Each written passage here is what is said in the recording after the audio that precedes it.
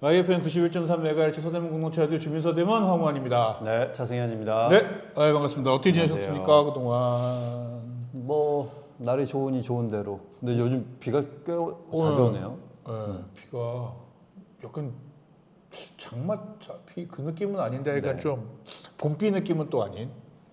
그죠? 그래도 조금 많이 오는 편이긴 하지만 네. 나쁘진 않은.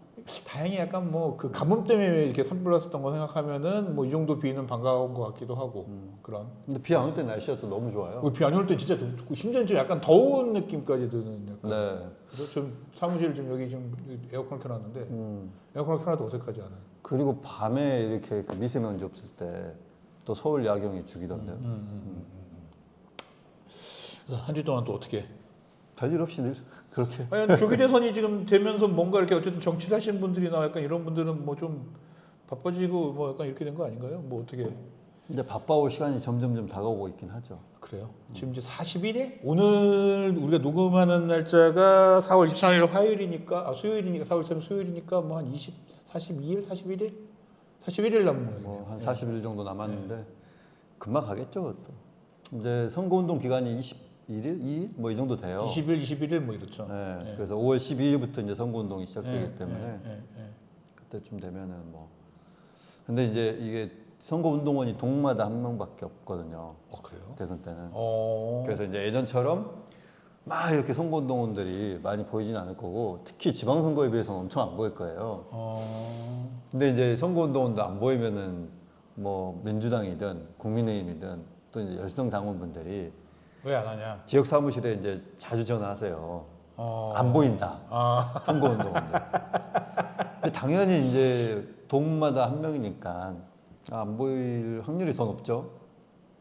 동마다 한 명이라고 하는 건 이렇게 피켓 들고 다니는 이렇게 이제 선거운동원을 등록해서 선거운동비를 받으시는 분. 그왜 한 명이라고요? 동별로? 네네. 적구나 생각보다. 그러니까 이제 서대문 갑을 해봤자 14명. 14개 동이니까 어. 또 나누면 이제 7명씩. 그러네. 많지 않네. 그렇죠. 어. 보통 또 2명씩 이렇게 짝지고 이렇게 그러면은 다니니까. 이제 뭐 그쵸. 그러면 뭐 4개 4개 정도? 네. 이제 이게 지방 의원들, 국회의원, 뭐 또 의원실에 있는 보좌진들은 자동 선거운동원으로 등록되기 때문에 그분들까지 포함하면 조금 더 될 수는 있는데, 그래봐야 한 10명. 그분들도 이제 그 연락사무소나 그쵸. 뭐 이런 데서 또 업무를 보고 그렇기 때문에. 그렇군요. 네. 네. 저희 뭐 대선 뭐 좀 우리가 좀 유심하게 좀 봐야 될 거랄지 뭐 지역에서 뭐 그렇게 좀 있나요? 뭐 있을까? 대선 관련해서? 이제 서울 관련된 공약 중에 특히 이제 뭐 서대문 관련 공약들은 대선 후보들이 어떤 거에 주목하는가, 그리고 그게 실현 가능성이 있는가, 뭐 이런 거 정도 이제 지켜볼 수 있겠죠. 그 외에는 이제 전국적으로 뭐 비슷한 우리 복지를 어떻게 할 거냐, 뭐 요즘 뭐 이야기 나오는 상속세는 또 어떻게 할 거냐, 그러네. 뭐 이런 이제 여러 가지 등등 논의와 함께 어느 정도 이제 경제 성장의 필요성이 있긴 있잖아요, 지금. 지금 되게 위험하죠. 지금 오늘 지금 촬영하고 있는 오늘 당일날 뉴스 IMF인가에서 지금 한국 그 경제 성장률을 2%에서 1%로 낮춰서 잡은 상황인지라 지금 뭘 해도 해야 되는 상황인 건데. 네, 그런 이게 이제 국민소득 3만 불 이상이 되면은 어느 정도 정체기가 있어요. 원래 늦어져요. 그러니까 이 정체기가 다른 나라도 3만 불 이제 딱 진입하면은 네, 맞아요. 정체기는 있어요. 근데 다만 이 정체기가 다른 이제 또 그 이상으로 올라가는 나라들처럼 이제 극복하고 올라갈 거냐? 미국이 이제 뭐 한 작년에 2.5, 막 재작년에 뭐 그렇게 올라가가지고 미국이 굉장히 경제 성장이 가파르게 올라왔던 거 치고는 보통 뭐 0점대, 1점대 이렇게 가는 건 맞는데 어쨌든 이제 전 세계 선진국들 성장률 자체도 그렇죠. 1%대 뭐 거의 6%대, 제자리 그렇죠. 걸음이기 때문에 그렇게 따지면 이제 현상 유지하는 것만 해도 이제 버거운 경제 규모 실정에 올라와 있는 건 맞는데, 그렇더라도 이제 국민들 개개인이 느끼는 건 또 다를 거고. 다만 좀 이제 저는 그쵸. 그 약간 실물 경제. 그러니까 체감하는 경제랄까, 그러니까 이런 거에서 그러면 그 동안에 이렇게 윤석열이라는 사람이 그 동안 아무것도 안 한 거, 그리고 윤석열이 일을 쉬는 동안에 마찬가지로 뭐 하는가에 대해서 잘 모르겠는 거. 이 와중에 뭐 어쨌든 자영업자 뭐 연체율이랄지 자영업자 폐업률이랄지 이런 것들은 계속해서 높아지고 있는 상황이고. 뭐 계속해서 곡소리 나는 상황인데 뭘 하는 것 같지는 않고 그렇기 때문에 근데 사실은 여기에 이제 더 큰 문제는 트럼프가 그렇지. 트럼프라고 계속 이제 하는 관세를 때리겠다. 아니면은 미국으로 와서 공장을 짓고 여기서 이제 제조해서 팔아라. 약간 트럼프라고 하는 외부 요인 때문에 불확실성이 훨씬 더 커지는. 그러니까 이게 그렇죠. 한국이 트럼프라고 하는 인간 때문에 불확실성이 커졌는데 또 거기에 대통령이라는 사람이 계엄을 해가지고 불확실성이 또 커지고 막 이러면서 막 양 안팎으로 불확실성이 막 가득 차 있는 그런 상황.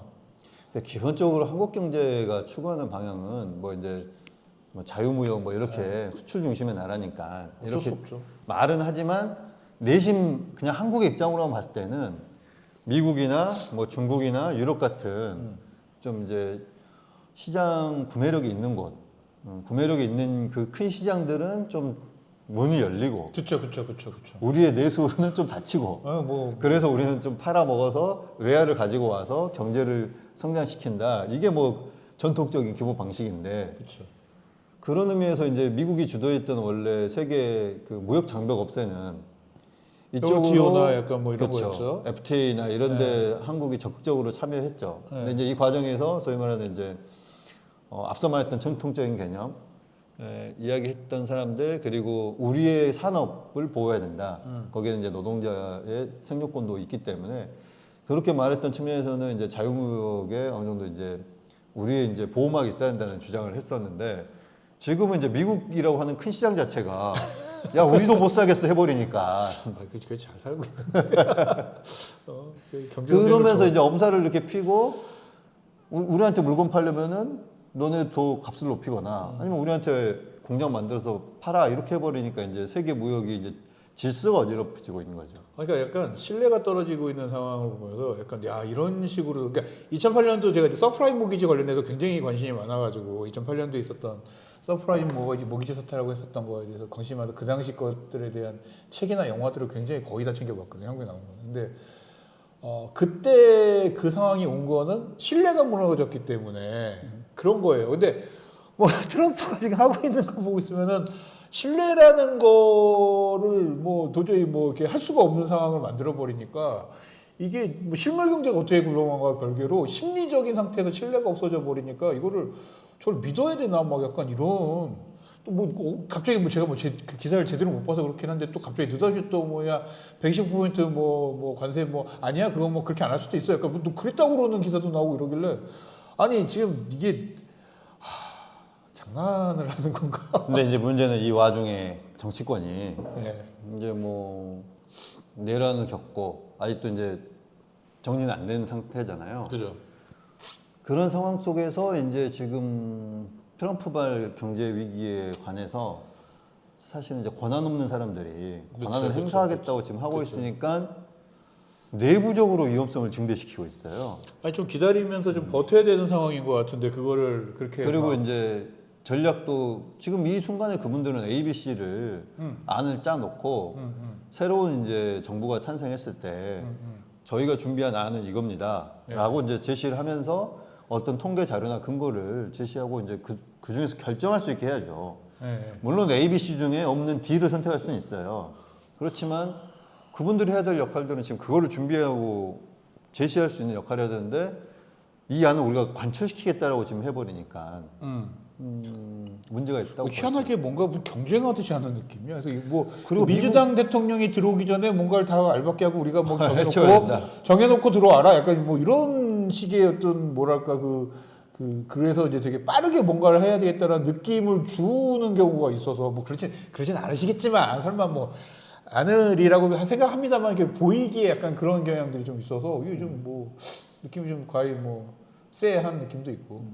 경향이란 건 뭐 일시적인 건 아니잖아요. 그런 이제 뭔가 흐름이라는 거기 때문에 그런 부분에 있어서 지금 기관장들 임명하고 있고 뭐 인사하고 있고 이런 부분에서 이제 좀 문제가 있고 그것보다 더 큰 문제는 앞서 말씀드렸던 이제 이 지금 대외적인 경제 위기를 본인들이 뭔가 해결하려고 하는 거는 좀 문제가 있다라고 생각합니다. 40일 남은 상황에서 자기들이 뭘 어떻게 할 수 있을 것인가에 대한 문제는 뭐 그걸 할 수 있다면 너무 과욕 아닌가요, 사실? 과욕을 떠나서 해서는 안 될 일인 그러니까. 거죠. 네. 그러니까 우선 집주인 오기 전에 관리인 혹은 이제 공인중개사 쪽에다가 자 우리 집 이제 주인 새로운 주인 찾아주세요 이러고 있는데 공인중개사가 알아서 지금 인테리어 해버리고 관리인이 알아서 지금 매물 내놓아버리고 뭐 이런 거잖아요. 그러니까. 이런 거는 조금 지금 이제 소위 말하는 선량한 관리자의 의무를 못 하고 있다. 라고 어쨌든 보죠. 예. 그래서 지금 되게 관심이 갈 수밖에 없는 게 약간 경제 쪽인 것 같긴 합니다. 그러니까 이런 부분들이 어쨌든 우리 실생활에 와닿을 수밖에 없는 거고 이제 그럼에도 불구하고 또 지역적으로 볼 거는 지역에 관련된 공약들은 어떻게 되냐. 뭐 서울은 서울대로, 서대문 서대문대로. 예전에는 뭐 대선에서 서대문 공약 이런 건 사실상 없었는데 이제 점점 이제 디테일한 공약들이 어필되는 이제 국면으로 가고 있기 때문에 다인관하는 이재명 후보 쪽에서 나온 다른 후보들은 뭐 정책이랄 게 나온 게 없어서 제가 뭐 약간 뭐 그냥 이재명 얘기를 합니다만 다인관 약간 부동산 정책은 어쨌든 문재인 정부를 따라가지 않겠다라고 해가지고 반문 교사 뭐 약간 이런 식으로 해가지고 그러길래 그건 잘했다.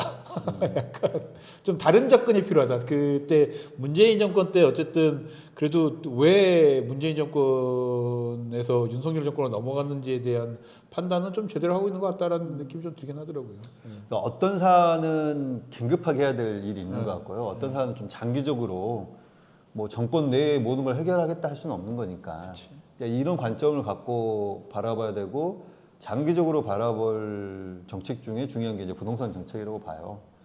근데 이제 이 부동산 정책을 우리의 지향은 이만큼인데 이만큼을 임기 내에 해결하겠다. 어렵죠. 뭐 소위 말하는 지금 개헌에서 4년 중임제가 된 상황도 아니고 그렇죠. 5년 단임제 대통령이 소위 말해서 2년 정도 지나면은 이제 레임덕으로 향해 가고 있는데 그걸 5년 안에 어떻게 끝내겠어요. 그렇기 때문에 장기적으로 어차피 정당이라고 하는 거는 집권을 계속적으로 노력하는 이제 조직이다 보니까 그 정당의 부동산 정책이 적어도 한 20년 정도는 바라보고 자 1기, 2기, 3기, 4기 정도를 우리는 어떻게 지금 펼쳐나가겠다. 이게 또 공통적으로 국민들한테 공감이 되면은 정권이 바뀌더라도 그 다음 정권도 이 플랜 안에서 프로세스 안에서 갈 수밖에 없기 때문에 이런 걸 수립하는 게 더 중요하다고 봐야겠죠. 약간 좀 이게 지금 상황에서는 뭐 어쨌든 뭐랄까 공급이 너무 적은 것도 사실인 거고, 근데 그 공급이 너무 대한민국은 특징이 공급 자체가 민간 공급이잖아요. 일종의 공공 공급이 별로 없는 상황인데. 저는 근데 공급이 적다고 생각하진 않아요. 공급이 적은 건 사실이더라고요. 아파트 공급이 적죠. 예, 근데 뭐 그건 아파트로 한정하면 그렇고 그 다음에 그거를 또 이제 수도권 특히 서울로만 한정하면은 공급이 적다고 할 수 있는데. 지금 대선에서도 화두가 지금 세종시가 또 다시 화두가 되고 있는데 앞서 말씀드린 대로 이제 장기적인 관점에서 단순하게 지금 대통령실이 용산이냐 청와대냐 세종이냐 뭐 이렇게 논의를 하고 있는데 이것도 장기적인 관점을 바라봐야 될 것 같아요. 이 5년 정부가 청와대를 쓸 거냐 용산을 쓸 거냐 세종을 쓸 거냐가 아니잖아요. 그렇죠. 그러니까 뭐 어쨌든 그 세종시로 옮기려면은 개헌을 해야 되더만. 아니 그거는 개헌을 해야 돼요. 아니 그러니까 무슨 말씀인지 아는데 개헌의 내용이라고 하는 것도 헌법재판소가 저번에 행정수도 특별법을 했을 때 노무현 정부 때 이 법안은 이제 위헌심사 신청을 했을 때 관습헌법이라고 하는 그렇죠. 어느 나라에서도 들어본 적 없는 그 법 개념을 가지고 와가지고 이거는 그것도 조선이잖아요. 조선이라는 그 한양 수도가 이렇게 600년 동안 이어져 왔기 때문에 이거는 관습적으로 우리의 수도는 헌법에 명시되어 있지 않더라도 서울이다. 그래서 이걸 하려면 개헌을 해라. 그러니까 이건 관습헌법이기 때문에 개헌을 해야 된다는 건데 이걸 관습법 정도로만 생각했어도 충분히 그 특별법을 할 수 있는 거잖아요. 그러니까 이거는 헌법이라고 해버리는 바람에. 그러니까 이거는 정말 그거를 옮기기 싫은 세력들이 그 용어를 만들어 온 건데 저는 그렇다 쳐요. 다만 중요한 거는 헌법이라고 하는 개념도 우리가 한 주제에 대해서 그 뭐 위헌심사나 뭐 이런 걸 했을 때도 어느 때는 이게 지금 헌법에 위반되지 않는다, 위반된다 이게 결정이 나와요. 근데도 또 시대가 흐르고 국민 감정이 달라지면은 다시 하면은 이거는 좀 달라질 수 있다. 위헌 판결 안 받을 수도 있다. 그렇죠. 그런 게 소위 말하는 뭐 호주제나 뭐 그거는 뭐 그럴 수 있다고 생각이 듭니다. 그러니까 이제 여러 가지 것들이 있고 그렇기 때문에 어떤 분들 이제 정치권에서 지금 나오는 얘기들은 다시 한번 행정수도 특별법 같은 걸 만들자. 그러면은 이걸 반대하는 사람들은 또 위헌심사를 할 거다.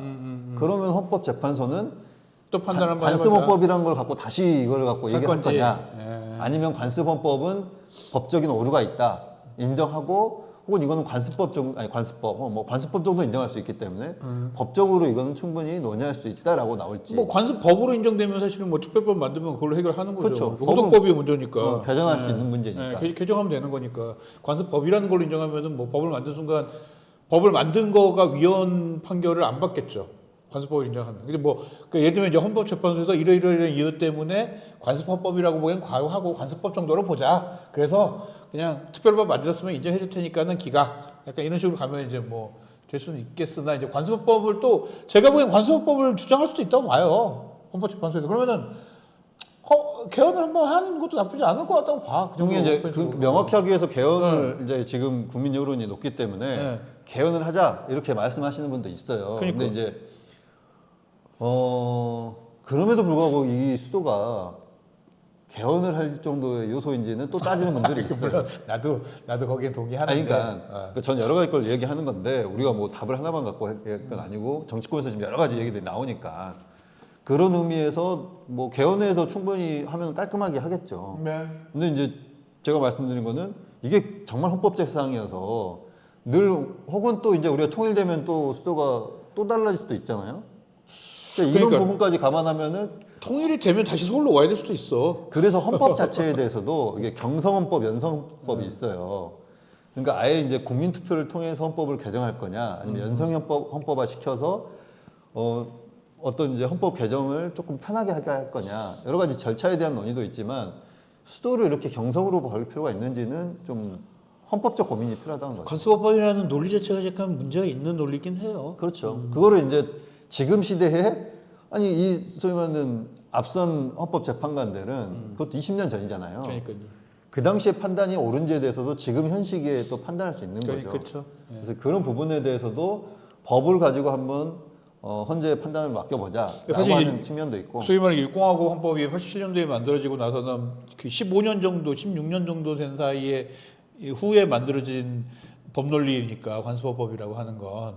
근데 이제 그로부터 한 20년이 넘게 흐른 상황에서, 그러니까 또 뭐 논리가 다를 수도 있겠네요. 예. 근데 이제 중요한 거는 그런 거죠. 이거는 이제 소위 말하는 법적 논리인 거고, 행정수도 이전 이게 꼭 필요하냐, 세종으로 꼭 가야 되냐, 뭐 이런 부분에 대해서 이제 국민적 공감대가 형성된다면은 이거는 뭐 이제 헌법재판소도 이제 막 그때 되면 언론들이 그 여론조사도 하고 뭐 또 하고 발표도 할 거잖아요. 그 의외로 그러니까 2003년도에 비하면 뭐 세종으로 갑시다 이거에 대해서 사람들이 반응이 그냥 그래.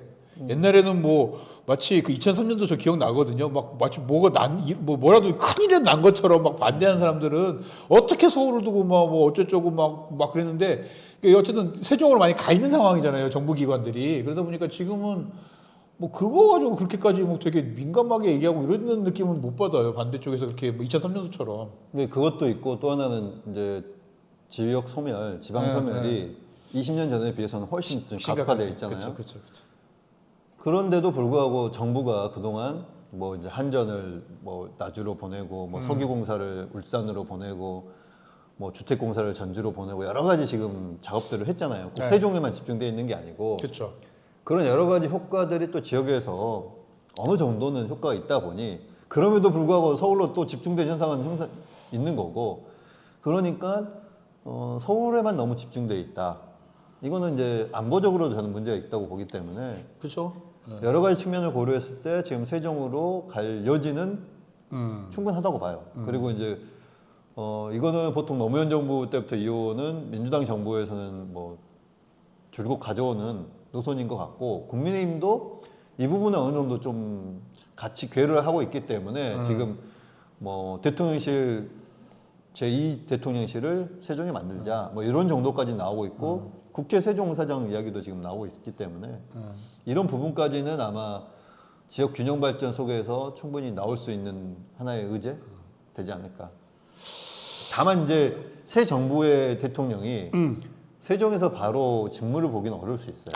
그거는 내가 지금 너무 하루라도 용산에서는 할 수 없습니다라고 얘기하는 분들은 너무 좀 세게 얘기하는 것 같아서. 지금 이제 다음 정권을 가질 유력 주자는 현실은 현실이다. 그렇지. 뭐 용산이 어쨌든 간에 지금 갈 데가 용산밖에 없지 않느냐. 그러니까. 여유 얘기는 인정하고 있기 때문에 그 부분에서 이제 논의는 될 거고. 그러니까 저는 그러니까 제일 제 생각에 제일 좋은 프로세스는 용산에 있다가 청와대는 어느 정도 수련되면 청와대에 갔다가 그 다음에 이제 완전히 정리되면은 이제 세종으로 그런 법적 절차적 그런 문제 그리고 뭐 이런 시설적인 문제까지도 포함해서 다 정리가 되면 그때 세종으로 그냥 정식으로 넘어가서. 그러니까 세종에 하는 대해서 것도. 제 생각은 이제 그런데 세종에 간다면은 세종 시대를 선포는 해야 된다고 봐요. 그렇죠. 그래서 우리 새 정부는 세종으로 옮기겠습니다. 근데 이제 그 옮기는 거는 뭐 얘기한다고 바로 옮겨지는 거 아니기 때문에. 제가 볼 때 그것도 이제 뭐 임기 내에 뭐 그렇죠. 차근차근 옮긴다. 약간 이렇게 보고 가야 돼요. 다음 대통령은 그 세종 그 대통령실에 못 갈 수도 있어요. 그러니까. 그렇지만은 임기 내에 소위 말하는 그 지금 용산 대통령실은 그냥 건물 하나에 있는 거기 때문에 그거는 좀 문제가 있죠. 영빈관도 계속 쓰고 있잖아요. 그렇죠. 그렇기 때문에 세종에 그런 대통령이 업무를 볼 수 있는 충분한 공간. 그리고 이제 각국의 정상들이 왔을 경우에 충분히 그런 이제 이거를 해야 되는데 그럼 뭐 어떻게 할 거예요? 그리고 국격이 있는데 국격에 맞는 시설을 갖춰야죠.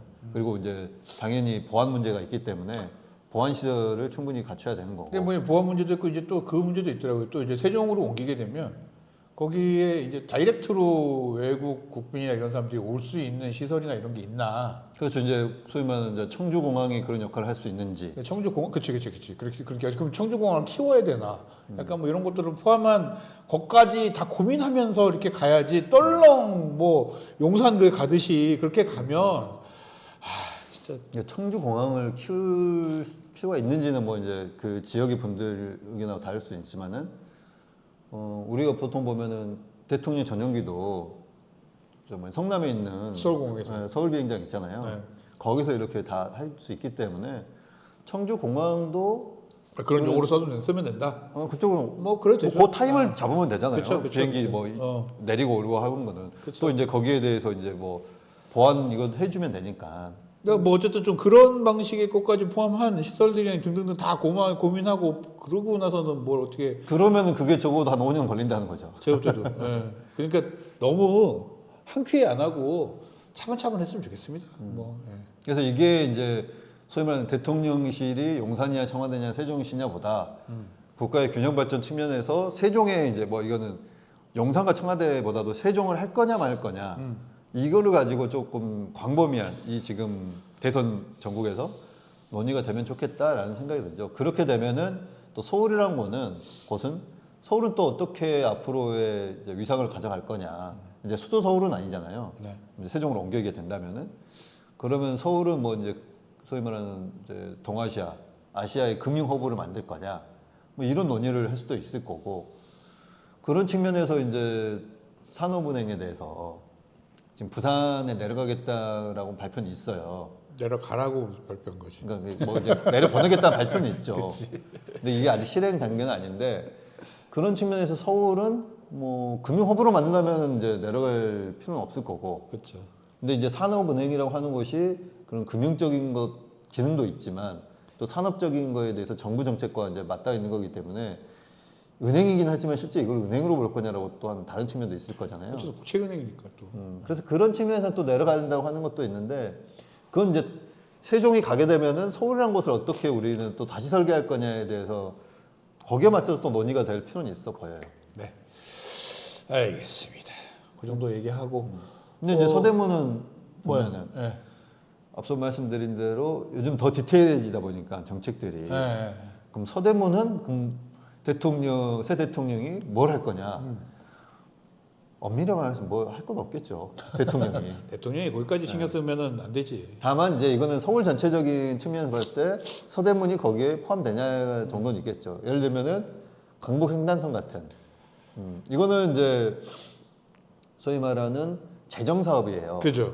그러니까 이제 서울시의 재정을 투입해 가지고 만드는 건데 서울의 재정만으로는 힘들 수 있기 때문에 더 빨리 하기 위해서 국가가 재정을 넣어주는 거죠. 매칭하겠다. 이렇게 하면은 좀 더 빨라질 수도 있고 이제 예타라고 하는 것도 서울에서 예타 면제 좀 이렇게 어색할 수 있지만 그렇죠.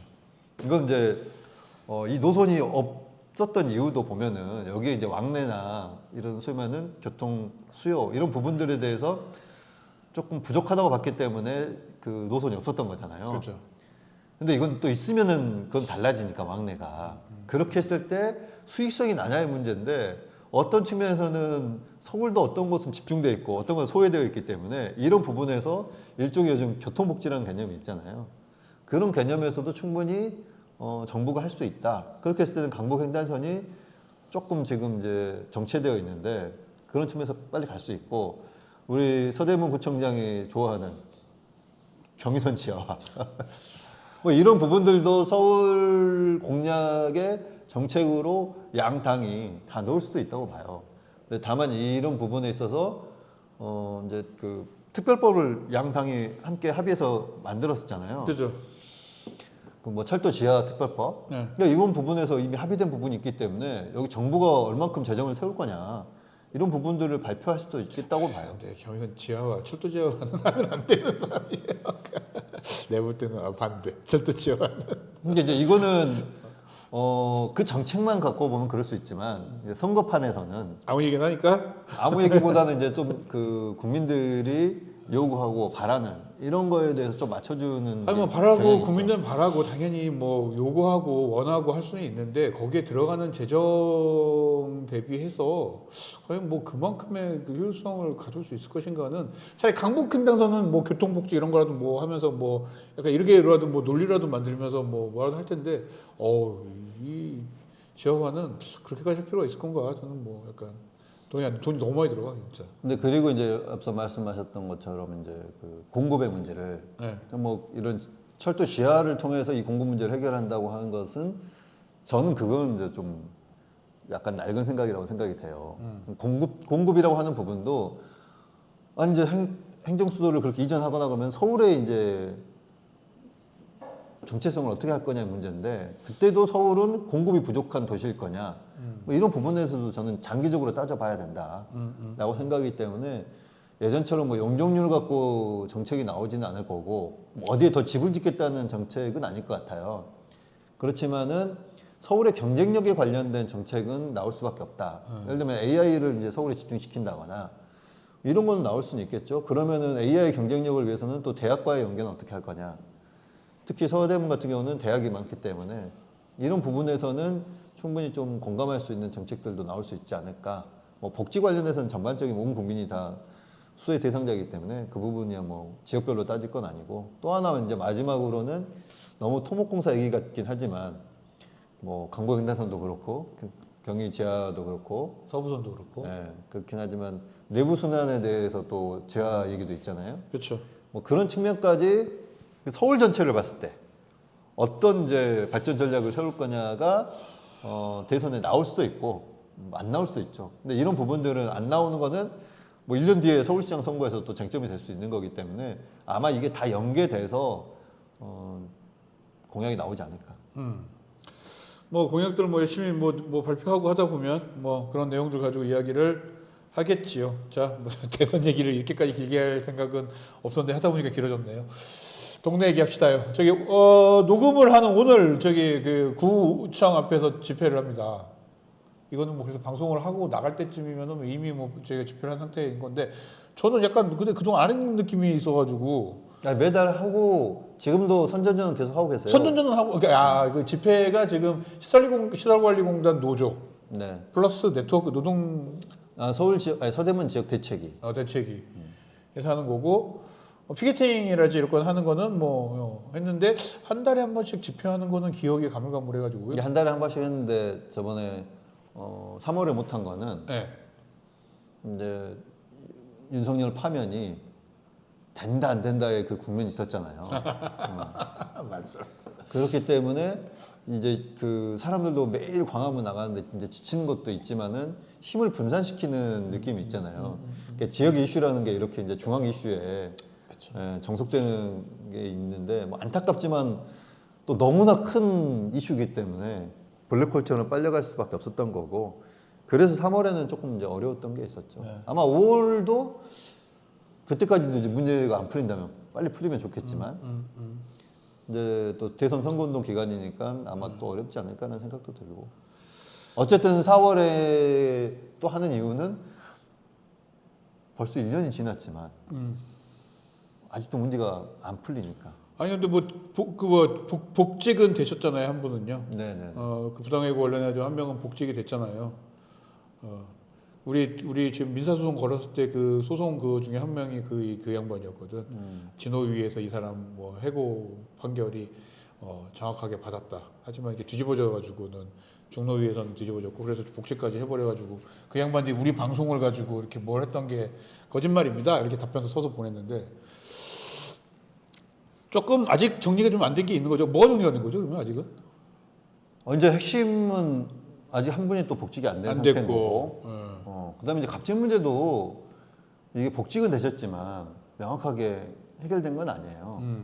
그리고 그 갑질 가해자라고 지목된 분은 여전히 이제 또 일을 하시고 계시고. 관리직으로. 네. 네. 그분이 어떤 뭐 징계를 받았다는 얘기는 제가 듣지는 못했기 때문에 그런 게 있고.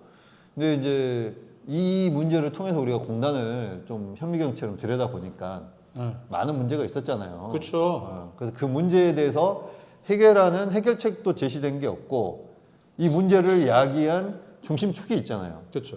이제 이사장. 이사장이 소위 말해서 충분히 해임될 만한 여러 가지 사유가 있음에도 불구하고 지금 그 자리에 있고, 근데 그 해임할 만한 사유가 소위 말해 공식적으로 밝혀지고 있다고는 보는데 감사 결과는 아직도 안 나오고 네, 있고. 아직도 안 나오고 있고 4월 달인데도 안 나오고 네. 있고. 와, 언제 내려나? 그러니까 이런 문제들이 여전히 지금 해결되지 않고 있기 때문에 우리가 시간이 지났으니 이제 아유 이 정도 쓰면 됐다 뭐 이럴 수는 없는 거잖아요. 근데 이게 관심을 안 가져주시면 하는 사람들은 지쳐요. 지치다 보면은 그냥 어영부영 뭐 이렇게 막 흩어지게 되면서 결국 그게 이제 패배라고 하는 약간 소위 말하는 이렇게 얘기가 되는 건데. 용두사미가 되는 경우가 많죠. 그렇죠. 조금 응원을 조금 더 해주실 필요가 있다는 생각은 듭니다. 그래서 계속 좀 더 관심 가져주시고 뭐 어쨌든 도시관리공단이라고 하는 건 서대문구에 굉장히 공공의 서비스를 제공하는 굉장히 중요한 기관인데 그 중요한 기관에서의 여타의 이런 일들 뭐 갑질부터 시작해가지고 이해하지 못할 뭐 이런 것들 등등등이 섞여 있는 것들은 해결하지 않으면 결국은 그 고스란히 손해는 주민들한테 갈 수밖에 없는 것이기 때문에 조금의 좀 더 이렇게 관심과 약간 연대와 이런 것도 좀 필요하지 않을까 약간 이런 생각이 들기는 해요. 근데 좀 많이 지쳤다는 얘기를 들어서 좀 속상하더라고요. 맞습니까? 아니 저는 뭐 많이 지쳤다는 얘기가 그렇게 크게 들리지는 않았고 네. 뭐 꾸준히 하고 계세요. 제가 보기에는 옆에서 지켜보신 분들이 더 지치는 것 같긴 한데 아직도 안 끝났어? 뭐 이런 느낌으로. 근데 당사자분들은 뭐 그렇게 제가 지쳤다는 느낌은 없고 어쨌든 지금 이 문제가 그냥 끌고만 있다고 해결될 문제는 아니기 때문에 이 문제를 해결할 수 있는 권한이 있는 서대문 구청장과 서대문 구청이 적극적으로 나서야 되고 그 방법 중에 하나는 빨리 감사 결과를 공개하시는 게. 그 겨울은 다가오고 있다 비슷하게 지방선거도 다가오고 있다는 사실을 꼭 기억을 하셨으면 좋겠다는 생각이 드는데 근데 지방선거가 1년이나 있기 때문에 이분들은 여전히 그렇게 느긋하게 생각할 수는 있어요. 당장 뭐 올해 지금 대선 끝나고 한 8월 9월부터는 또 이제 뭐 지방선거로 들어가는 거 아니에요 사실은요? 들어가긴 하는데 이제 이런 게 그 소위 말하는 지역 주민들의 관심이 있냐 없냐 떨어지는 경우가 이제 이럴 때 나타난다고 보는데 중앙정부 같은 경우는 인사를 통해서 쇄신의 의지를 밝히기도 하잖아요. 그렇죠. 근데 이제 이 지방정부라고 하는 데는 그런 게 별로 안 보여요. 약간 버티면도 괜찮네 라는 이런 게 뭐 있는 것 국장 같아요. 인사가 이거 인적 쇄신의 의미는 아니에요. 그치. 그건 내부적인 그 시그널일 뿐인 거지. 그러니까 예를 들면 지금 도시관리공단 이사장 교체하는 게 맞죠. 그리고 지금 교체하면 이게 윤석열 정부가 알박기 하는 거랑 또 비슷할 수 있어요. 아 그러네. 오히려. 그러면 그분 3년 임기 뭐 이렇게 하시면서 그러니까 지급이 적기라니까요. 할 거면 지금 해라. 그러네. 1년 넘게 남았으니까 이거 애매하네. 그러네. 하려면 지금 하십시오. 네. 그리고 충분히 그 이유도 있으시잖아요. 지금 교체할 만한 이유도. 그러니까 그런 부분도 좀 우리가 우스갯소리로 말했지만 지금 공단의 문제를 얼마나 심각하게 바라보고 있는지가 좀 서대문구가 생각하시고 거기에 맞게 좀 행정을 했으면 좋겠다라는 생각이 들어요. 그렇습니다.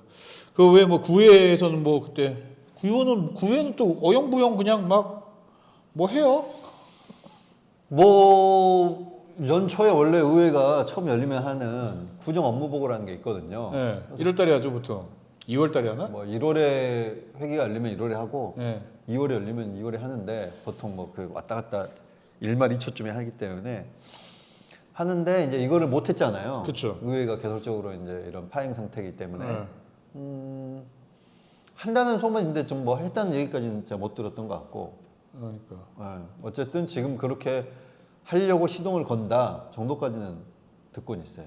혹은 뭐 제가 했는지는 아직 확인은 못 했는데 이렇게 할 거면은 뭐 그냥 뭘 어떻게 해야 되나 지금 정리가 안 되는 느낌이라서 나도 정리가 안 되는. 그러니까 왜 구정 보고를 하려고 하는지에 대해 구정 업무를 받으려고 하는지에 대해서 네.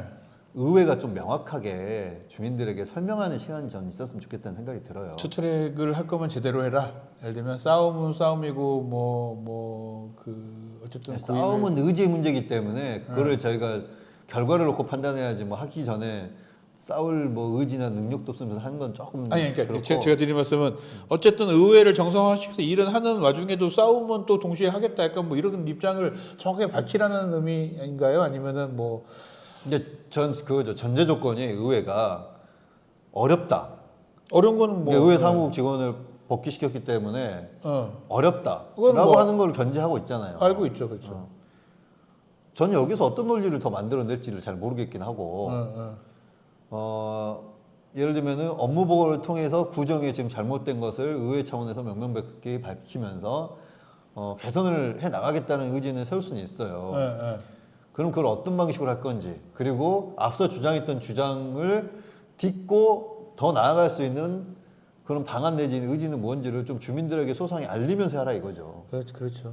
뭘 다음 스텝으로 가지 말라는 의미라기보다는 저도 뭐 지금 이 상황에서는 뭘 또 하긴 해야 되는데 예를 들면은 저는 이제 자주 얘기하는 것 중에 구청에 시한을 줄 수 있다고 봐요. 자, 언제까지 이렇게 갈 거냐?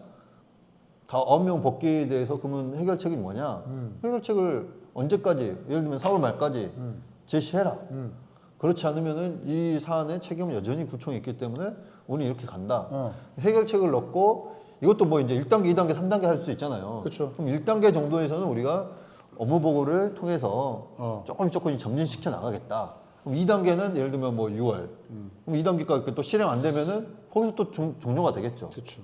그러니까 이런 관계들을 설정을 해 나가고 주민들한테 구청이든 의회든 설득해가는 과정이 필요한 거예요. 그러니까 약간 그 의회가 굉장히 이번에 준 예산이나 뭐 등등을 보면서 집행부가 굉장히 힘이 상대를 서로 이렇게 놓고 봤을 때는 굉장히 강한 힘이 집행부에 있구나라는 거를 알게 된 건 맞는데 그렇다고 해서 뭐 의회가 완전히 뭐 그냥 무기력하게 뭘 할 수 있지는 않고 뭔가 이렇게 해도 한 칼은 있을 것 같긴 한데 그 한 칼을 조금 더 이렇게 잘 활용했으면 좋겠다는 생각이 좀 들어요. 그죠? 네네네. 그러니까 예를 들면 뭐 요번에도 지금 그 결산감사 네네. 할 때도 뭐 다 그냥 민주당으로 이렇게 한 거 아니에요.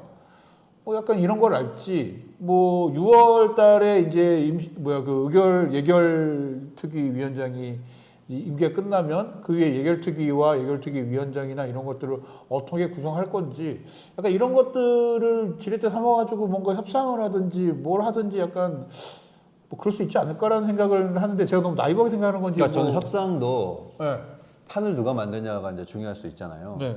그래서 누가 끌고 가느냐 끌려가느냐의 문제가 있을 건데 네. 계속적으로 제 말의 포인트는 그거예요.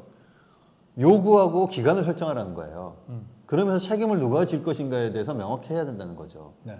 그러니까 4월 말까지 뭔가를 요구하고 거기까지 해결할 건지 해결이 안 되면 누가 책임이 있는지를 계속적으로 밝히고 이야기해 나가는 단계가 있어야 한다는 거죠.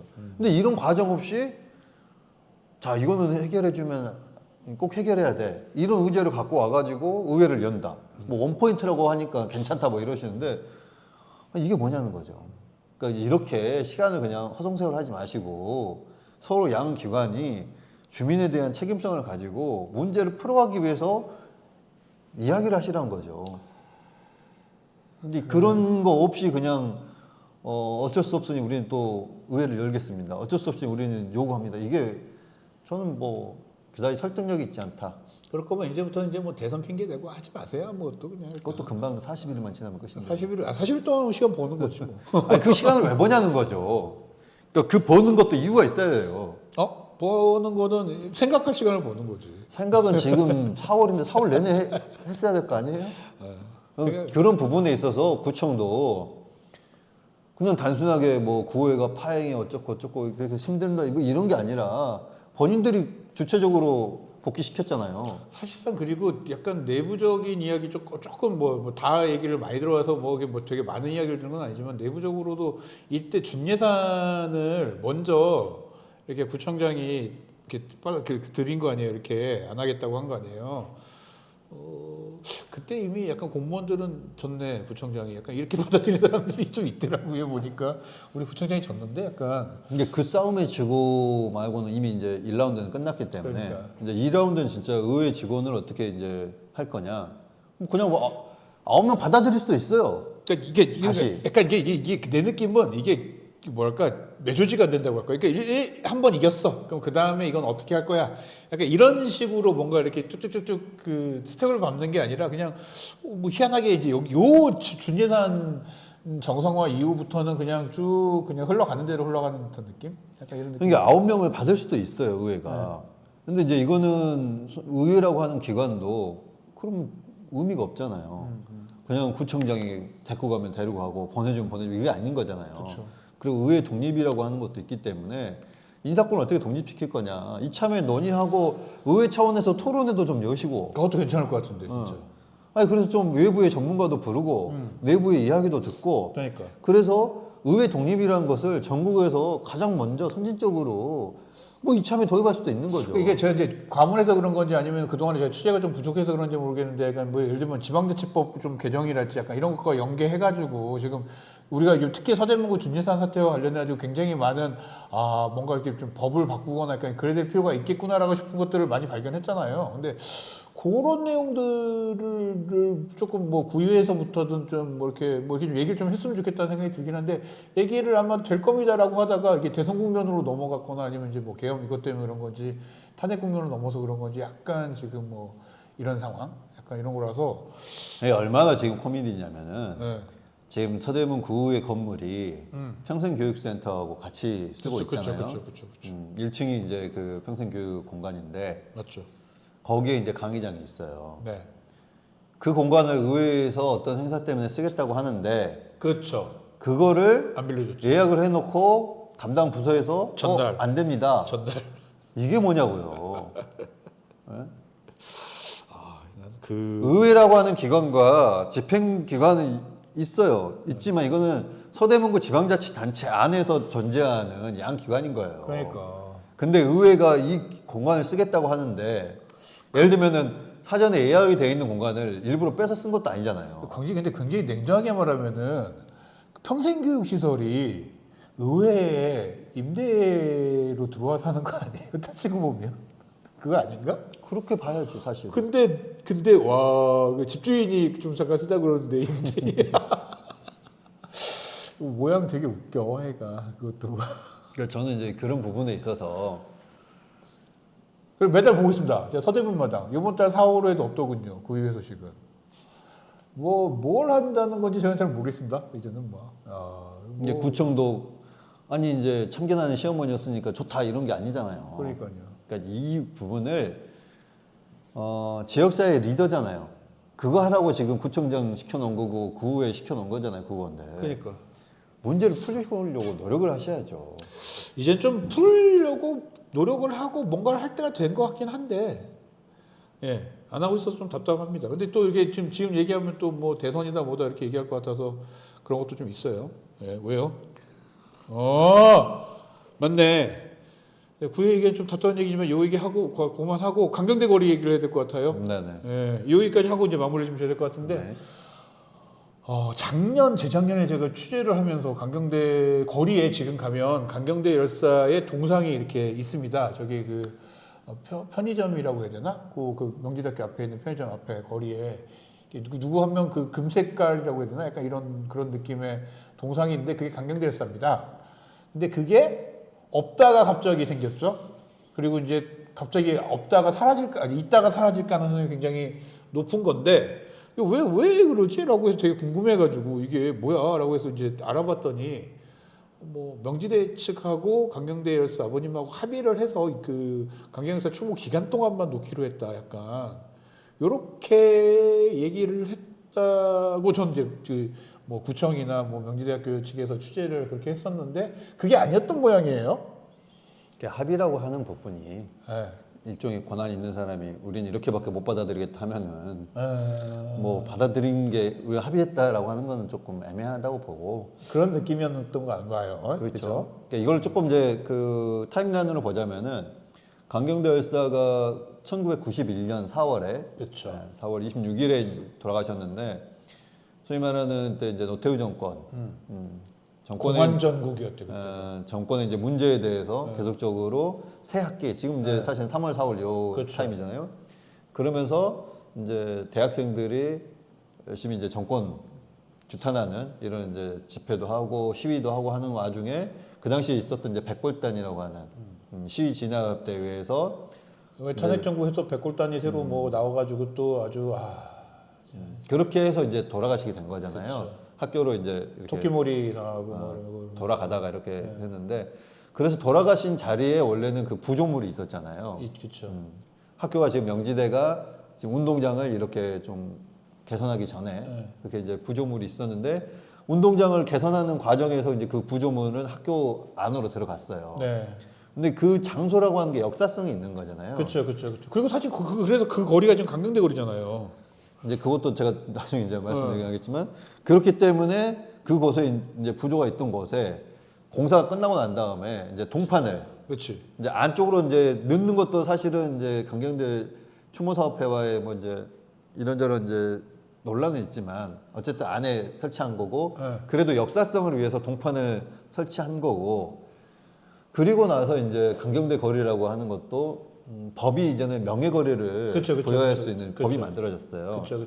그래서 이제 강경대 거리도 제가 이제 의원일 때 이렇게 이제 우리 구청하고 이야기해가지고 명지대 정문에서부터 그 명지 사거리 쪽 거기 이제 학교 끝나는 지점까지 해가지고 이렇게 이제 강경대 거리라고 명명을 해놓고 있는데 그 이후에 이제 소위 말하는 외국 같은 경우에 보면은 일종의 그런 인물들 좀 친근하게 시민들한테 쉽게 이제 접근하게 할 수 있기 위해서 벤치를 놓고 거기에 그 인물의 이 동상을 놓고 일종의 그 친구 개념으로 그 옆에 앉을 수도 있어요. 앉을 수 있어요, 맞아요. 거기 앉아서 책도 볼 수도 있고 누군가를 기다릴 수도 있죠. 맞아요. 일종의 뭐 도시 미술 이런 느낌도 있을 수 있어요. 뭐 그 의미를 도시 미술이라고 하기에는 좀 그 무게감을 다 감당할 수는 없지만 어쨌든 그러면서 그 생각을 조금 더 시민들이 편하게 접할 수 있게 주민들이 편하게 접할 수 있게 한 건데 명지대는 거기 아마 자기들 땅이라고 명지대 땅이라고 얘기를 하는 걸로 제가 알고 있어요. 사유지인 것 같긴 하더라고요. 왜냐면은 그때는 지금 2차선인데 3차선이 된 거잖아요. 그러니까 그만큼이 도로는 인도 부분이었으니까 그거는 이제 구 땅인데 예전에 그 펜스 쳐져 있던 그 안쪽으로 들어가기 때문에 그 뭐 명지대 땅이다. 지금은 이제 우리가 인도로는 쓰지만 그렇죠. 뭐 그렇게 해서 설치된 동상을 4월 26일이 기일이기 때문에 그 왔다 갔다 한 일주일 정도만 설치할 수 있다. 지금 이렇게 돼 있는 상태인 거죠. 그래서 그런 부분에 있어서 작년에는 뭐 학교 측 말로는 합의를 했다. 그러긴 하지만 올해도 이제 또 지금 1년마다 돌아오는 기일인 거고 그래서 지금 현재 설치는 돼 있어요. 맞아요. 있습니다, 지금. 네. 그런데 4월 26일 기일 이후에 그러니까 이번 주 이후에 보통 한 열흘 정도 하고 뭐 하기로 했습니다. 뭐 이렇게 했는데 지금 뭐 얘기 나오는 걸로 봐서는 그렇게 하지 않겠다. 강경대 그 열사 측에서는 그렇다는 거 아니겠습니까? 이제 학교가 계속적으로 협의를 해 나가겠다 이제 이런 건데 학교 측의 이야기는 그거죠. 기독교 학교다. 기독교 학교니까는 뭐 이렇게 뭐 우상을 숭배하지 말라 뭐 그래서 그런 거 하면 안 된다? 뭐 이제 그런 개념인 걸로 저는 아는데. 그럼 그때 그 부조는 왜 했대? 그건 이제 부조. 거기 얼굴 있지 않았었나? 부조에? 아니, 얼굴이 있는 것과 이거는 이제 상은 또 다르다고 생각하나 보죠. 저는 잘 모르겠는데요. 근데 이제 그런 부분도 보면은 연대도 그런 학교잖아요. 네. 뭐 제가 명확하게 이름을 몰라서 그런 학교라고 했는데 뭐 어쨌든 기독교 학교지. 네. 근데도. 네. 이거 뭐 다른 뭐 용어가 있긴 한데 어쨌든 뭐 기독교 학교인 거잖아요. 거기 안에 보면은 그 연대 뭐 세브란스 관련된 분이나 아니면 연희 뭐 학교 만들 때 연희전문이나 뭐 이렇게 해가지고. 그 동상 있어요 안에. 맞아요. 네. 네. 그리고 명지대도 제가 알기로는 총장 동상이 뭐 이때문에 안에. 있는 걸로 알고 있는데 인문 캠퍼스 말고 자연 캠퍼스 있는 것 같아요. 그러니까 어쨌든. 인문 캠퍼스인지 잘 모르겠는데 그리고 또 명지대 안에 탑도 있어요. 아 약간 뭐랄까 이게 너무 궁색 맞잖아요. 군색하잖아요. 기독교 학교라서 이렇게 동상은 안 된다는 말 같은 한 소리를 너무 싫어서 이거를 이렇게 뭔가 반대하기 위한 논리를 찾다가 우리 학교 기독교 학교 이렇다는 느낌이 너무 이렇게 보이잖아요. 약간. 아까 용어 생각난다. 미션 스쿨이잖아요. 네. 이제 근데 이제 여기서도 또 우리가 볼 거는 뭐 이제 등기부 등본이나 이렇게 필지를 따져 보면은 그 인도라고 지금 우리가 생각하는 곳이 네. 따지고 보면 명지대 땅일 수는 있어요. 그렇죠. 그거를 이제 명지대가 주민들이 이용할 수 있게 인도로 내줄 수는 있어요. 그렇죠. 그렇지만 이거는 이제 공공이 쓰는 공간이 된 거잖아요. 그렇죠. 그러면은 이거는 우리 소유지 안에 있으니까 근데 제가 볼 때는 이 시설에 대해서 우리가 어떻게 하겠다는 거는 저는 좀 안 맞다. 그리고 그 공공에 내놨다라는 건 그 공짜로 내놨겠습니까? 뭐 용적률이나 뭐나 관련해 가지고 뭘 받았겠죠. 그거 한번 찾아봐야 될 것 같은데, 그러니까 용적 이제 이게 기부 체납인지는 아닐 거니까. 그러니까 그런 거를 이렇게 어쨌든 도로를 뭔가 이렇게 이제 우리가 도로를 이쪽에서 쓰게 해주는 조건으로 뭐 용적률을 더 한다랄지, 그러니까 약간 그걸 뭐라 하더라, 그러니까 법적으로 그거 있는데 그렇게 쓰게 해줄 터이니까 용적률을 높여달라, 약간 이런 식으로 건축하는 때 그렇게 뭐 하는 경우가 있거든요. 근데 그랬다라면 그런 거라면은 그 명지대교에서 그렇게까지 사유지라는 걸 너무 세게 주장할 수는 없다고 저는 생각해요. 왜냐면 이제 그거만큼 자기는 혜택을 받은 거니까 용적률이나 뭐 이런 거에서. 근데 그런 것까지 한번 확인해 볼 필요는 있겠네요. 그러니까 이제 그런 부분에 있어서 소위 말해서 그런 개인 소유지, 사적 소유지를 그렇게 강하게 주장할 수 있는지도 저는 또 살펴볼 필요가 이미 있다. 이제 도로인데, 인도인데 사람들이 그냥 공공으로 쓰고 있는데. 그러니까 예를 들면 거기에 가로수를 심거나 그렇죠. 아니면 보도블록을 깐 경우에도 보도블록을 서대문 돈으로 깔았는지 그렇죠. 그럼 확인해봐야 돼요. 명지대 돈으로 깔았는지 그리고 거기에 보면 가로등도 있을 거잖아요. 그렇죠. 그것도 누구 돈으로 깔았는지도 봐야 돼요. 그러니까요. 근데 혹시 명지대 돈으로 깔 수도 있어요. 네. 예. 근데 이제 구 돈으로 깔았을 때, 구 예산으로 깔았을 때, 그러면 그것도 일일이 다 지금 명지대 허가를 받으면서 해야 되는 건지, 이런 것들이 있을 수 있잖아요. 그러니까 잘 알려지지 않은 것인데 그냥 사유지라고 해서 우리가 퉁치고 왔는데, 제가 아까 말씀드렸던 것처럼 이게 사유지가 된 배경이나 이유가 있을 거 아니에요. 이게 그러니까 도로가 넓어지면서 여기가 이제 먹고 들어가면서 사유지가 된 건데, 근데 그 사유지를 어쨌든 도로, 인도로 쓰게 하기 위해서 명지대교가 쓰게 하는 조건으로 뭔가를 줬다면, 예를 들면 뭐 용적률을 더 높여줬다랄지, 아니면 그 외에 뭐 다른 편의를 뭔가 봐줬다랄지 공사에, 그런 걸 만약에 그 정책적으로 해줬다라면 그거는 명지대가 단순히 사유지입니다라고 주장하는 것만으로는. 이게 저는 그거 안 그 된다고 없을 수도 있다고 보는데 네. 없더라도 지금 그 인도 자체를 공공이 쓰도록 지금 해놓은 상태인 거잖아요. 그러니까요. 그걸 누가 학교 내부라고 지금 생각하겠어요? 아무도 생각 안 할 걸요. 그거. 차라리 그 이마트 에브리데이가 네. 우리 매장 너무 앞에 있으니 조금 옮겨달라. 전 뭐 이런 주장은 하실 수도 있다고 봐요. 그렇지만 또 이제 그 추모 사업회도 아니 여기 역사성이 있기 때문에 당신들이 문을 옮기세요 이럴 수도 있는 거잖아요. 어쨌든 지금 충사업에서는 이제 뭐 열흘 동안 원래대로 뭐 그 주장했었던 합의했던 사항이라고 하던 열흘 동안 놓고 그 다음에 철거 이제 안 하겠다라고 이번 올해는 좀 그렇게 하겠다는 말 하는 거죠. 뭐 그렇게 좀 적극적인 의지를 표현하시는 것 같은데 저는 뭐 이게 충돌보다는 지금 대한민국이라는 자체도 다시금 민주주의에 대해서 이야기하는 시간이었던 거잖아요. 네. 그러면 이제 그 당시에 또 이제 민주주의를 외쳤던 분들과 이거를 정신을 기리기 위해 있는 공간. 그리고 명지대, 저도 그 명지대 대학원을 다니지만 명지대 상징 이미지가 몇 개가 없어요. 그런 부분에 있어서 어떤 분들은 강경대 열사가 불편하실 수 있는 분들도 있겠죠. 그렇죠. 그렇지만 명지대라고 하는 전체를 아우르는 역사의 또 한 부분이기도 하고 대한민국이 갖고 가야 될 역사이기도 하기 때문에 그런 부분을 함께 고민해야 된다라고 생각이 돼요. 알겠습니다. 일단 뭐 추이 지나가는 뭐 어떻게 추이가 될지 뭐 등등등은 또 저희가 보고 지금 아까 우리가 좀 의문을 가했던 그런 내용도 조금 취재해보고 등등등 해서 뭐 다음 주에 조금 이야기를 드리는 것으로 하고요. 오늘은 여기까지 해야 될 것 같습니다. 왜냐하면 저희가 지금 빨리 정리하고 집회를 하러 가야 되기 때문에 정리를 해야 될 것 같습니다. 지금까지 주민서대문의 황호환이었고요. 네, 자승현입니다. 감사합니다.